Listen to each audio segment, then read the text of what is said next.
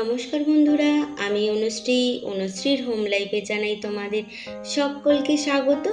আরও একটা নতুন ব্লগে আমার বন্ধুদের স্বাগত জানিয়ে আজকের দিনটা আমি শুরু করলাম।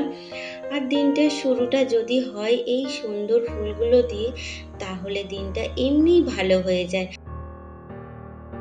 আর সাথে আছে আমার মিষ্টি মধুর বন্ধুরা। চলো তাহলে আজকের দিনটা শুরু করি। আজকে রবিবার, প্রচুর ব্যস্ততা, প্রচুর কাজকর্ম।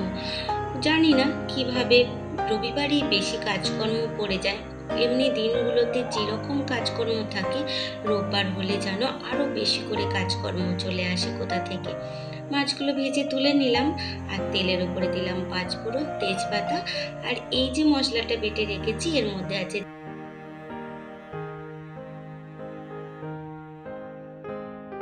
কিছুদিন আগে পর্যন্ত জানা ছিল আমার রোববার হলেই কবজি ডুবিয়ে মাংস, সে মুরগির মাংস হোক বা খাসির মাংসই হোক। কিন্তু আজকে পরিবর্তন হয়ে কেন যে এই ঝোল ভাতে চলে এলো তা বোঝাটা যাচ্ছে এই গরমের প্রচণ্ড তাপের জন্য।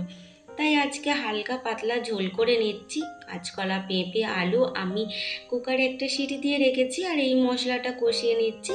নিয়ে হালকা পাতলা ঝোল করব, কেননা আজকে যদি বাঙালি সেই রূপে ফিরে গিয়ে মাংস ভাত খেতে যায় তাহলে কিন্তু শরীর এমনি প্রচণ্ড খারাপ হয়ে যাবে। রোদ্দুরে তো খারাপ আছেই, আরও খারাপ হয়ে যাবে। দেখো, আমি সবজিগুলো ঢেলে দিলাম, দিয়ে একটু কষিয়ে নিয়ে পরিমাণ মতো জল দিলাম ঝোলের, আর দিয়ে দিলাম পরিমাণ মতো লবণ। সবজি তো আগেই সেদ্ধ করা আছে, তাই একটু ফুটে গেলে মাছগুলো দিয়ে দেবো। আর এর মধ্যে আলাদা অন্য কোনো মশলা দেব না, কেননা একদম হালকা পাতলা ঝোল করব। এই গরমের মধ্যে এই ঝোলটা হলো অসাধারণ একটি খাবার। তোমরা চাইলে এইভাবে ঝোল করে খেতে পারো, যাতে পেটও ভালো থাকবে আর খেয়েও কিন্তু খুব তৃপ্তি পাওয়া যায় এই গরমে। আর দেখো, ঝোলটা আমার এই ধরনের দেখতে হয়েছে। দেখতে কিন্তু যতটা সুন্দর, খেতে কিন্তু ততটাই লোভনীয় হয়েছিল। তোমরা চাইলে একবার ট্রাই করতেই পারো। আর এই দেখো, রসুন ফোড়ন আর পেঁয়াজ দুটোই আমি থেতো করে নিয়েছি, আর শুকনো লঙ্কার ফোড়ন দিয়েছি। আজকে করে নেব পাট শাক ভাজা।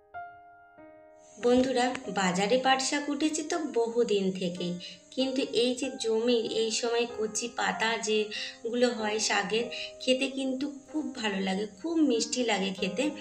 আর আজকে রোববার, সময়ও পাওয়া গেছে, শাকগুলো বাছতে তো বেশ সময় লাগে। তাই দেখো, শাকগুলো বেছে ধুয়ে পরিষ্কার করে নিয়েছি আর করে নিচ্ছি শাক ভাজা। আর সাথে আছে আমের চাটনি। আর কি চাই বলো? এই দিয়েই আজকের খাওয়া দাওয়াটা হয়ে যাবে। শাক ভাজতে ভাজতে আমার সকল বন্ধুদের মন থেকে জানাই অসংখ্য অসংখ্য ধন্যবাদ, যারা আমার ভিডিওটা দেখছো। আর নতুন বন্ধু তোমরা যারা আজকে প্রথম ভিডিওটা দেখছো, তোমাদের যদি কোনো অংশে ভালো লেগে থাকে তাহলে প্লিজ চ্যানেলটা সাবস্ক্রাইব করে আমার পাশে থেকে যেও। আসলে কি বলতো বন্ধুরা, বন্ধু মানেই মনের কথা, বন্ধু মানেই একটু খুশি, একটু আনন্দ ভাগাভাগি করে নেওয়া। আজকের দিনে সবাই ব্যস্ত, সবাই যে যার কাজকর্ম নিয়ে ব্যস্ততা, তারই মাঝে তোমার আমার মনের এই যে গল্পটুকুর ছোট্ট একটা জায়গা, সেইটা যে কি ভালো লাগার একটা জায়গা হয়তো বলে বোঝাতে পারবো না। দেখলে তো আমের টকটাও হয়ে গেছে। আর এই যে কিছু মুদিখানা নিয়ে এসেছে, কিছু কমে গিয়েছিল আর কি মুদিখানা, তো সেইগুলো নিয়ে চলে এসেছে, এগুলো গুছিয়ে রাখবো আর খাওয়া দাওয়া করে বিকেলে দেখা করি। পাগলা হাওয়ার বাদল দিনে, পাগলা হাওয়া তো আছে বন্ধুরা, কিন্তু বাদল কোথায় গেল? তার মুখ তো দেখছি না এই প্রচণ্ড গরমে। তাকে যে কিভাবে মিস করছি বলে বোঝাতে পারবো না। এই রকম অধীর আগ্রহে অপেক্ষা হয়তো আর কারোর জন্যই করা হয় না। যাই হোক, একটুখানি তোমাদের সঙ্গে মজা করলাম, এটাই তো বন্ধুত্ব। তাহলে চলো বন্ধুরা, আজ আসি, দেখা হবে আবার। খুব খুব ভালো থেকো।